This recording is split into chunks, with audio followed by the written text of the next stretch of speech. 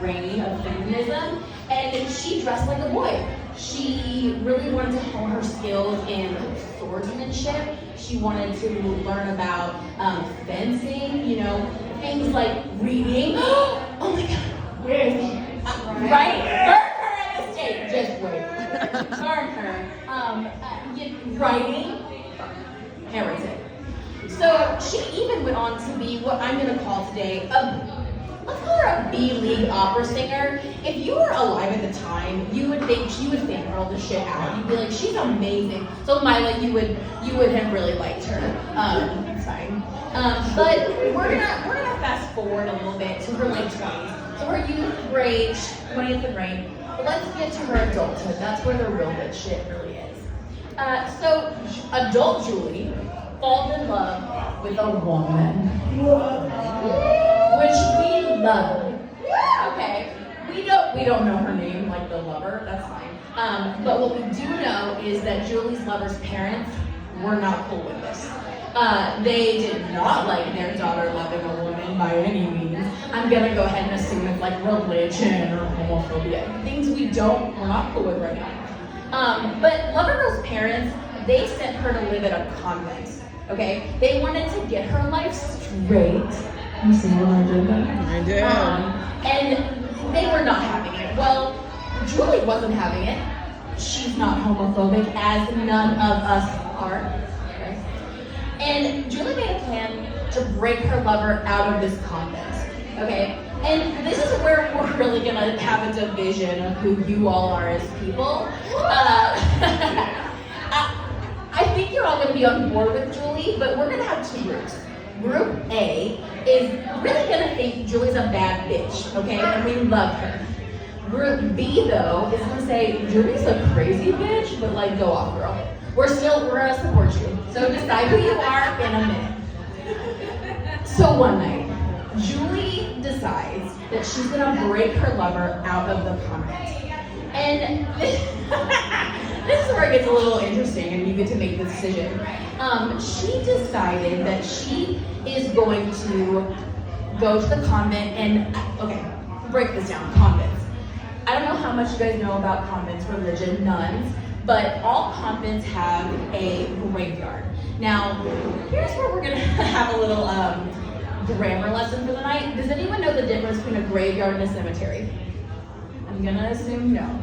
Well, I'm gonna tell you because it's very interesting actually. So a cemetery, anybody can be buried in. Mila, or anybody, no matter what.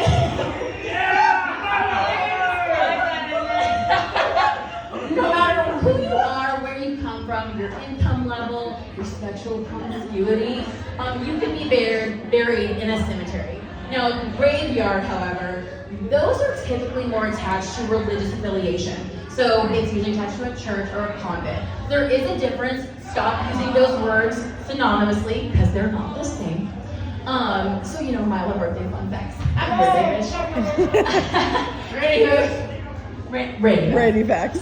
So Julie decides she's gonna break into this cemetery. Nope. Yes, it's a graveyard. Listen, I already fucked it up. She's gonna break into the graveyard and she's gonna dig up the dead body of a nun, okay?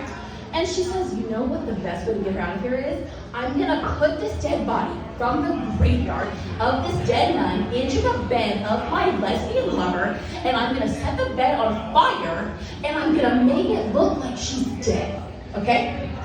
And this is really just how they say bam freedom. They say this is how we're gonna get to continue our lesbian love and not have to conform to societal standards. Beautiful, right? We're about this. Well, this went wrong. So as you can imagine, this plan although cool, did not work out. And the couple did not get to run away in freedom and they were caught in their tracks. And so this is where it gets really sad. Julie was sentenced to death by fire. Very fitting for her crime, I suppose. But yeah, not cool. And she was murdered, if you really want to say. And really the moral of this story is that Julie was really shocking in her day. She chose to live her life against the norm of the grain that women were expected to live. Even in her youth, she challenged a man who disrespected her to a duel and stabbed him in the chest and visited him in the hospital. Just to really make a point, like, you're not gonna fucking disrespect me like that. And we live, we love, okay? But really, the point of this story and what I want to celebrate today in honor of Mila's birth is that Julie lived her life on her terms. She didn't let anyone tell her how to be, how to exist. And our friend Mila does that, and we all love that about you so much. And so happy birthday.